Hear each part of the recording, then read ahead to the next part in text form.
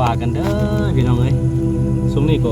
ตลาดมีอย่างกินต้องได้หาแบบนี้เลยพี่น้องเอ้ยนี่อาวุธลับแซ่บบ่เย็นบ่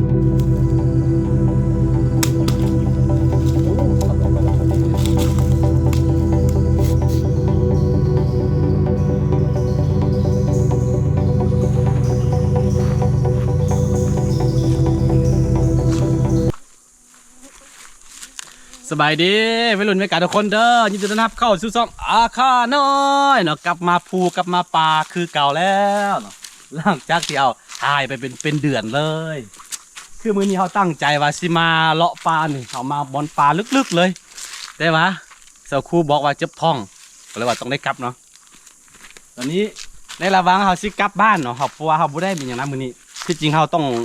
องไว้ว่าข้างคืนนี่พี่นะความหมายเนาะเอามาตอนสวยมื้อนี้กับมื้ออื่นตอนเช้าจึงกลับนะแต่ว่าเสาครูบอกว่าเจ็บท้องเนาะต้องได้กลับเพราะฉะนั้นต้องหาของปลากลับไปกินอยู่บ้านเนาะเพราะว่าบ่ได้หยังนี่ของปลาที่หาง่ายที่สุดก็คือนี่ที่โซเห็นปะนี่เห็นปะ อันนี้คือปีปลาเนาะหัวปีปลาเด้อทุกคนเด้อเห็นแบบนี้วิธีนี่อันนี้สอนสาวครูบุเป็นเด้อ ใน FC ถามมาเป็นหยังคือบ่เอากล้วยอันนี้ไปให้ลิงกิน ลิงวะ อ๋อลิงนี่ซื้อกล้วยเอา กล้วยอันนี้มันกินบ่ได้แล้วมันเตะแกน มีแต่แกนกินได้แต่ว่ามันขี่บ่ออกนะตัวลิงนะก็เลยบอกว่าให้กิน มี เนาะ แต่ตัวคอกกินเนาะ อาหารตลอดก็หมดหลายแต่ละเดือนก็ได้นี่แต่มาแล้วอันนึงใส่ถุงมา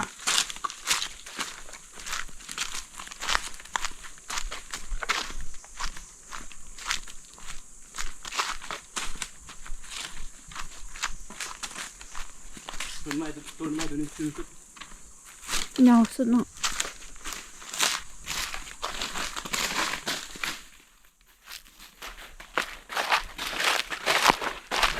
อยู่บ้านค่อยเนาะค่อนข้างแบบว่าอุดมสมบูรณ์นะเรื่องแบบว่าอาหารกันกินอยู่ป่าเนี่ยค่อนข้างหลายก็เลยว่านี่แหละเหตุผลที่แบบว่าชาวบ้านเขาสามารถอยู่ได้บ่ว่าจะเกิดโควิดบ่ว่ามันยังเกิดขึ้นเนาะเขาปิดเมืองเป็น 2-3 เดือนเขาซิ่วๆเนาะเขามีข้าวอยู่แล้วนะมีข้าวที่เก็บไปอยู่แล้วข้าวอย่างน้อยสมมุติเกิดมันยังขึ้นนะเขาสามารถแบบว่าต้องเฮ็ดมันอย่างไรสามารถอยู่ได้ปีนึง สำหรับชนเผ่าอาคาเนาะเพราะเขาเก็บข้าวไว้เด้บ่แม่นชนเผ่าอาคาแหละส่วนหลายคนที่อยู่ป่าอยู่ดอยเนาะประมาณนี้เนาะครับนี่แหละทุกคนเนาะข้อดีของกันอยู่บนนอกบนนาประมาณนี้อาหารได้แต่อีก10-20 ปีข้างหน้าก็น่าจะหมดไปเหมือนกันคนนับมือนับเพิ่มเขาเชิญมาเป็น นี่ เลือดสาว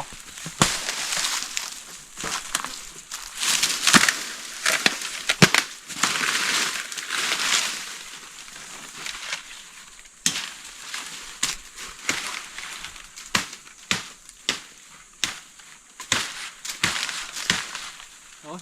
ฆ่าก่อน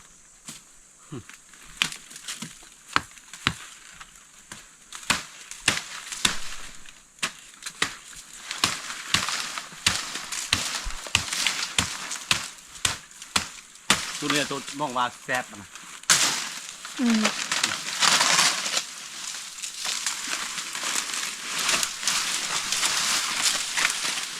ดูนี่เวลา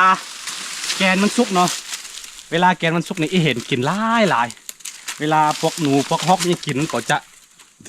เวลาจะขับมาเนาะเรามันจะทิ่มไปมันก็จะขึ้นมา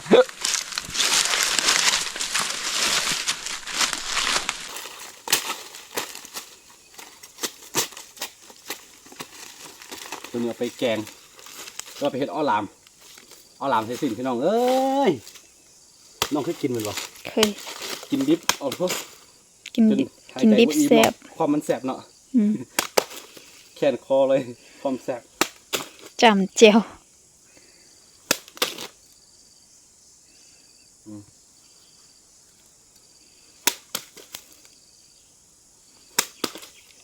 โอ้ตัดออกไปแล้วพอดีนี่ แล้วก็สิได้อาหารกลับไปตอนอาม่านี่ได้เลยนี่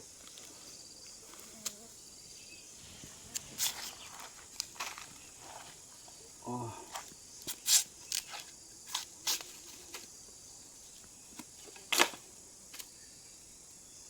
อันนี้พวกปอกก็ได้เอาไว้ตัดเป็น2 ท่อนอ่ะท่อนเดียวได้ สอง เนาะ ท่อน2 ท่อนไหม ฮะ 2 ท่อนไหม 2อ่ะ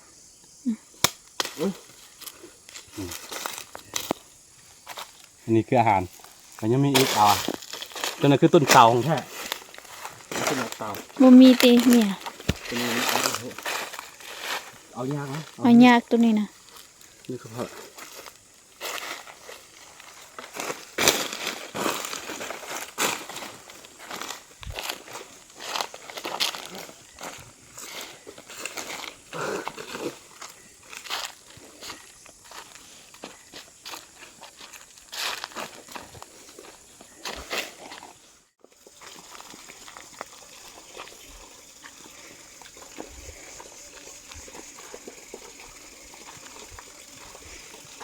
นี่ทุกคนเป็นกันย้อนยุคของคนตะกี้เด้อนะเวลาไปไฮไปสวนเขาก็สิ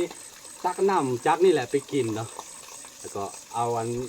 หลังจากที่กลับมาจากสวนเขาก็สิเอาตุกมันยังมาทิ่มไว้แล้วก็เวลาตอนเช้ามาก็ไปตักไปอีกนี่ตะกี้เนาะเลยน้ำบริสุทธิ์นี่เอามาจากใต้ไปหินนะโอ้เย็นเดินกู เอาขี้ฮอตตอนน้อยสุด เคยไปบ้านอีแม่แล้วก็เขาเจ้าตออันนี้แบบว่ายาวๆมาเลยนะ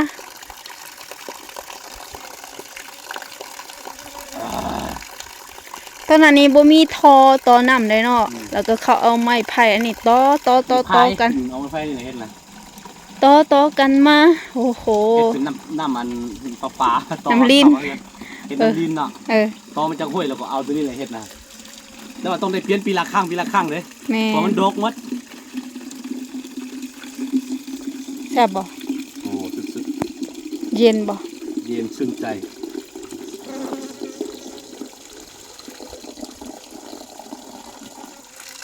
โอ้ต้นอันนี้ใหญ่สุดเนาะ ถึงใหม่ใหญ่สุดโอ้ ที่กายตรงหน้าปูนมันเกลื่อนอยู่มันอีกเส้นทางว่าเห็นมันมีเส้นทางอยู่แล้ว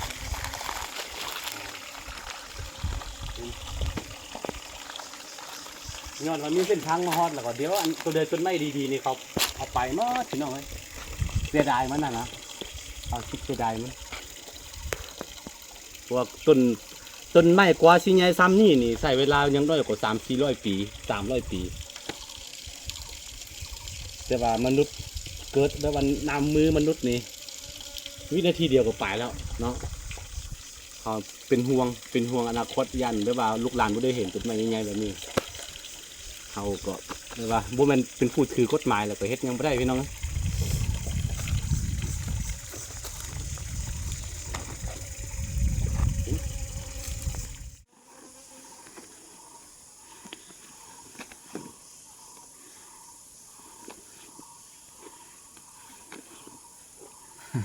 ี่ย เขาได้กินมาหาของปลาเอาเบิ่งให้บ่ว่ากันเด้อพี่น้องเอ้ยช่วงนี้ก็ตลาดก็บ่มีหยังกินต้องได้หาแบบนี้แหละพี่น้องเอ้ยนี่อาวุธลับอาวุธ ใหม่ เอาไปตอนอาม่าว่าหากบ่ได้กิน พอได้กินอยู่เนาะ บ่ได้กินอันนี้ชีวิตวิถีชีวิตเนาะบางทีคนเฮาก็แบบว่าบ่โหยหามันอย่างหลายดอกประมาณนี้แหละ พออิ่มปากอิ่มท้องแต่ละมื้อเนาะอยู่กับคนที่เฮาฮักได้ดูแลครอบครัวได้ดูแลพ่อแม่เนาะอันนี้แหละความสุขของเฮาแต่ว่าความสุขของแต่ละคนมันบ่คือกันเด้ มันขึ้นกับมุมมองของคนหลายกว่าของแต่ละคนหลายก่อนบ่หวยหาอย่างอีกแล้วพอแล้วคือว่าอิ่มตัวแล้วนะเบิ้งทางใดก็อิ่มไปหมดละโอเคนี่แต่ละมือของเขาประมาณนี้เขาบ่ได้มาหากินเป็นเดือนเลยนะเนื่องจากว่าเจ็บเขี้ยวแดงแล้วก็หลายๆอย่างเนาะมีภาระช่วงนี้คือกันแห้งหยัดเวลามาซื้อเพราะว่าเดี๋ยวสิเฮ็ดบ้านเนาะสักครู่เนาะสิตัดหลังคาปีนี้กำลังเอารอท่าในสร้างมาก่อนในสร้างมาได้เวียงพ่น มีอ้ายอยู่พ่นเนาะแล้วก็เขาบ่มีเงินไปจ้างเขาก็เลยว่าต้องได้เอาพี่น้องมาเฮ็ดช่วยกันนะโอเค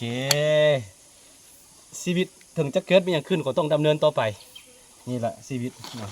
เขาจะเอิ้นว่าชีวิตพี่น้องบ่หาบ่ได้กินบ่สู้ก็บ่มีนี่แหละโอเคไปเจอกันในคลิปหน้าทุกคนสิกลับบ้านแล้วเพราะว่าค่อนข้างไกลเลยเส้นทางโหดเนาะเส้นทางโหดเลยหน้าฝนนี่เขาก็บ่ได้เดี๋ยวเจอกันในคลิปหน้าทุกคนสบายดี